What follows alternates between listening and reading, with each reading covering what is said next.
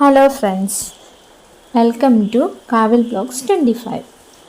ഇന്ന് നമ്മൾ Rosemary leaves വെച്ച് വാട്ടർ എങ്ങനെ ഉണ്ടാക്കാം എന്നാണ് നോക്കുന്നത്. അത് നമുക്കൊരു പാത്രത്തിൽ 2 സ്പൂൺ റോസ്മേരി ലീവ്സ് ഇടുക.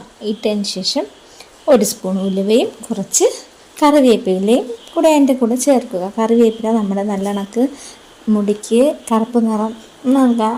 കറുപ്പ് നിറത്തിന് വേണ്ടിയാണ് നമ്മൾ കറിവേപ്പില യൂസ് ചെയ്യുന്നത്. അതിനുശേഷം അതിനകത്ത് 2 ഗ്ലാസ് വെള്ളം ഒഴിക്കുക. വെള്ളം ഒഴിച്ചിട്ട് നമുക്ക് നല്ലവണ്ണം തിളപ്പിക്കുക. തിളപ്പിച്ചതിന് ശേഷം ഈ 2 ഗ്ലാസ് വെള്ളം 1 ഗ്ലാസ് ആവുന്നവരെ നമ്മൾ തിളപ്പിക്കണം. തിളപ്പിക്കുമ്പോൾ നല്ലൊരു ബ്രൗൺ കളർ വരും.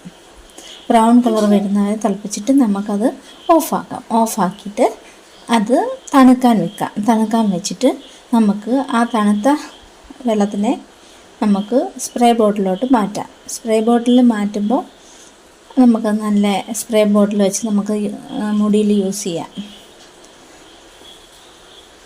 ഈ സ്പ്രേ ബോട്ടിലും എനിക്ക് ഈ റോസ്മേരി ലീവ്സിൻ്റെ കൂടെ എനിക്ക് കിട്ടിയ സ്പ്രേ ബോട്ടിൽ അതിൻ്റെ കൂടെ തന്നെ ഉള്ളതായിരുന്നു.